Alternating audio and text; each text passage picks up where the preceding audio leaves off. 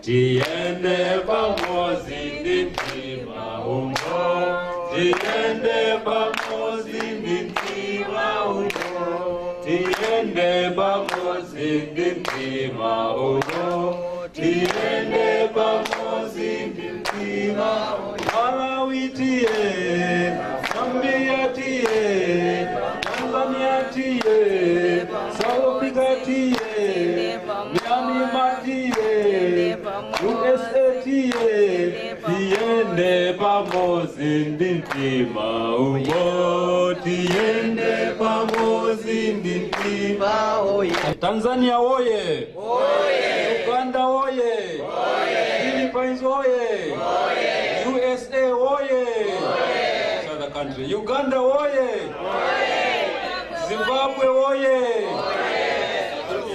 Lesotho oye, Swaziland oye. Remind me of the country. Brazil oye, Norway oye, Canada oye, Botswana oye, Swaziland again oye. An interesting policies that they mention, amongst others, they mentioned the African Mining Vision that spoke about the need for free, prior, informed consent to be done at the beginning and at the end of the mining life.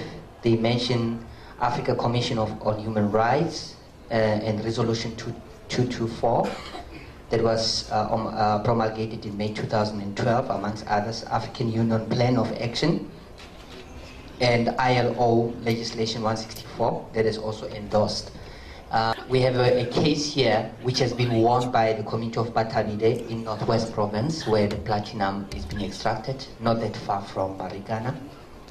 And a number of legislations that they've used, and some of these legislations is the legislations that we tend to believe in South Africa that they are fairly weak. They use legislation such as MPRDA, Mineral Petroleum Resource Development Act, NEMA, National Environmental Management Act. And then a criminal case was launched with the South African police, and what happened ultimately towards the end is that one director, all the 14 directors of the company, they were charged with a criminal act because they were found to have to flaunted the law. But one of the directors had made a plea bargain, and then he was convicted for, I stand to be correct, about 5 years. One director last week Friday, and a payment, they were forced to also pay a payment. We had another input from Southern Africa Ex-Miners Association, SAMA.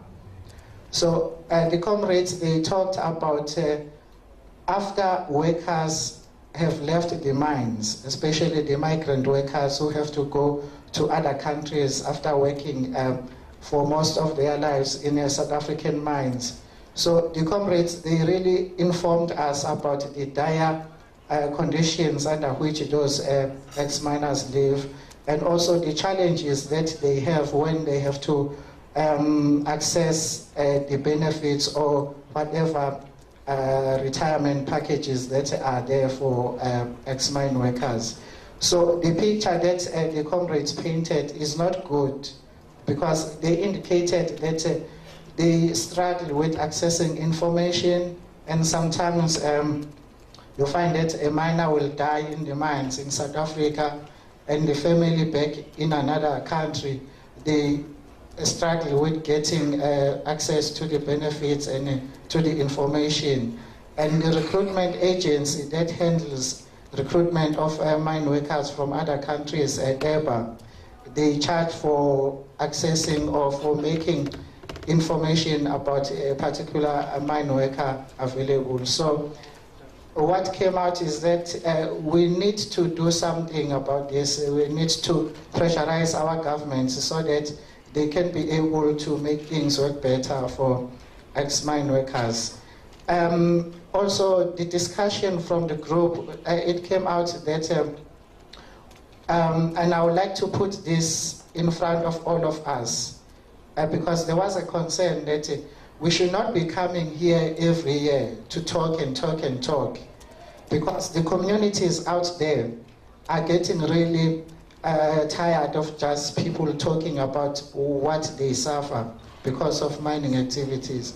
So we need to come up with a plan that will address the issues of communities, that will make us do something about what community members feel about what is happening in their areas. So I would just like to urge all of us to think about what we really need to do, because we run a risk of losing the patience of those communities that we are representing here. On illicit financial flows, we had 3 presentations, and all of them were dwelling on the consensus that we need to find lasting solutions for curbing illicit financial flows, IFF in short. We also looked at forms of illicit financial flows, and these include corruption, criminal activities, as well as the commercial transactions of multinational corporations. What emerged as interesting is that the corruption only accounts to a maximum of 5% of all illicit financial flows, while commercial transactions of multinational corporations account for 60 to 65%. We therefore also were taken through certain negative impacts of illicit financial flows, and this includes the fact that they stifle African socio-economic progress and reduces government tax revenue. A number of models were also presented on illicit financial flows. We went through the World Bank model and another one, which is called the hot money model. The context of illicit financial flows was also presented by the case that we had from Zambia.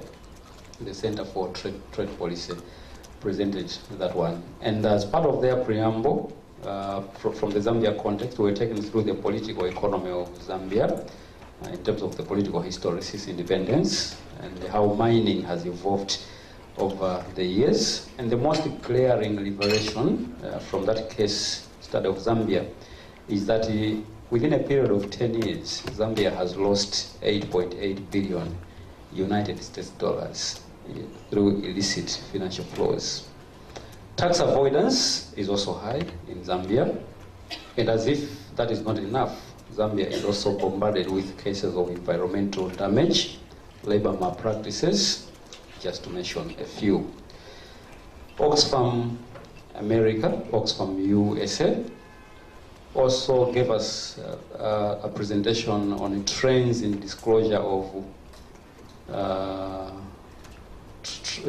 trends in disclosure of information around the IFF, illicit financial flows. So we looked at the public what you pay approach, the EITI, that's Extractive Industries Transparency Initiative, but also some accompanying standards.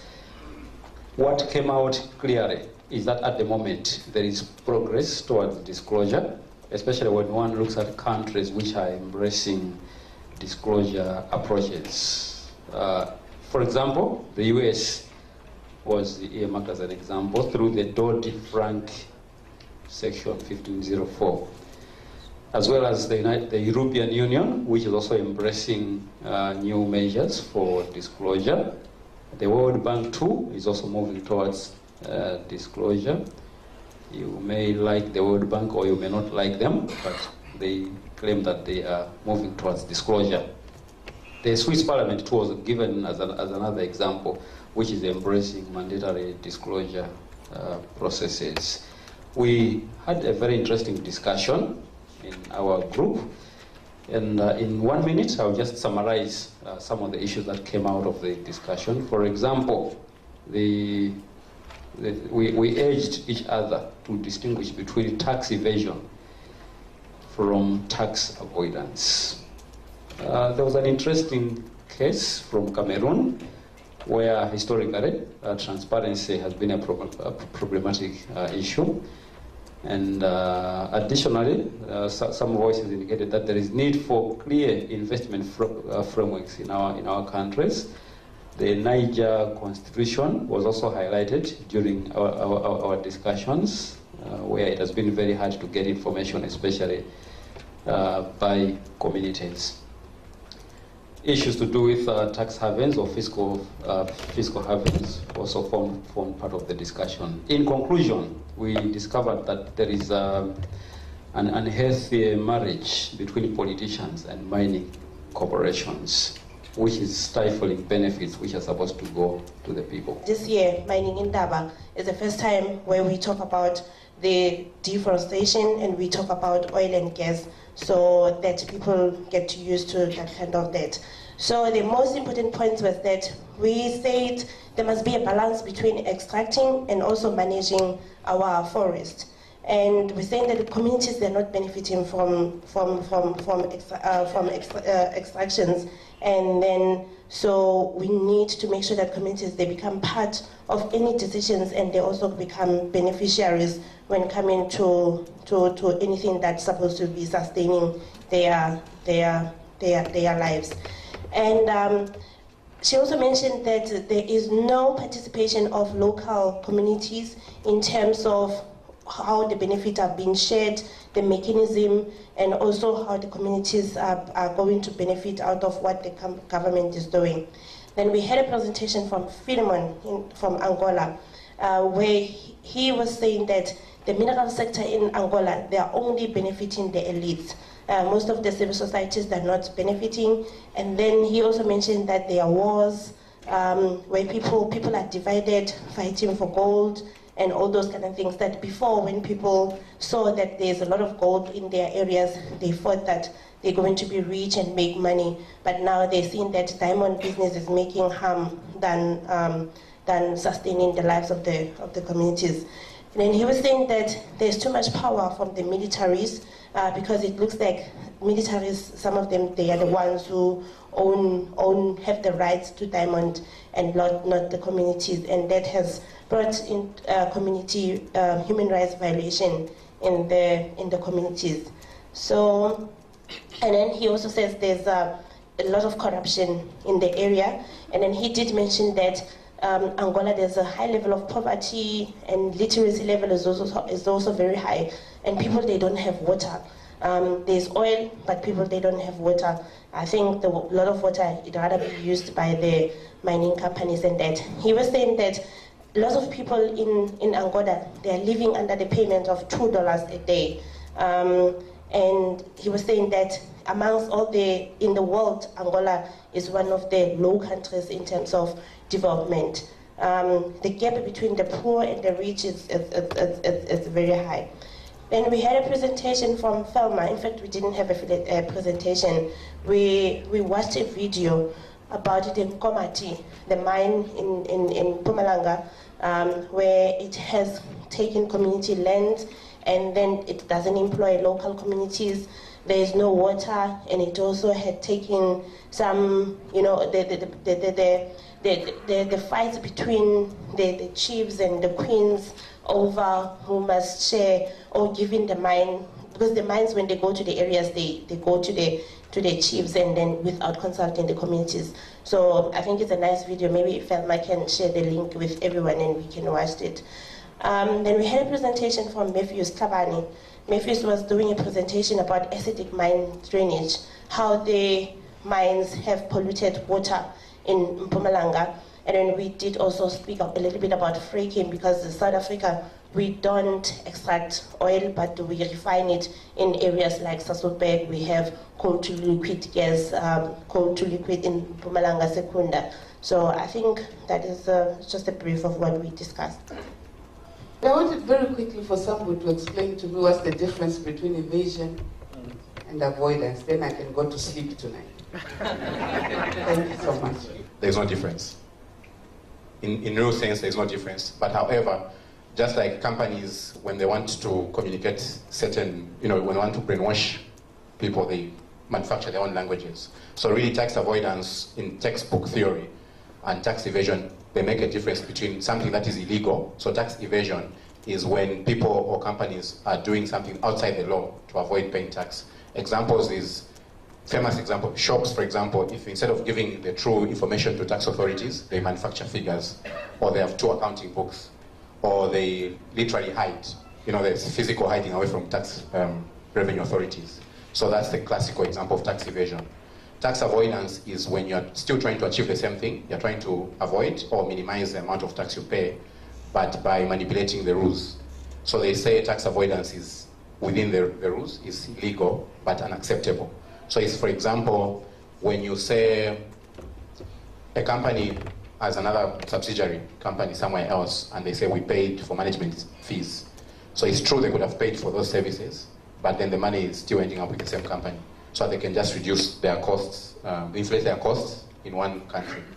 So, but then, the reason why I said there's no difference, the effect is the same, because sometimes they use the same instruments. They use tax havens, for example, and the effect is the same. Countries still lose money. So for us, both are unacceptable. But then there's also been debate about what kind of language we adopt as campaigners as well. Do we want also to adopt the same kind of language, or maybe want also to use language and names as part of the strategies to change the paradigm? So I think we had this discussion as well. It's the same thing with illicit flows. So illicit flows seems to imply that there are some legal flows of money which comes out, which should be allowed legally, and then others are illegal. So I think we should not be taken so much in terms of the language. We should use our own language that represents what we stand for.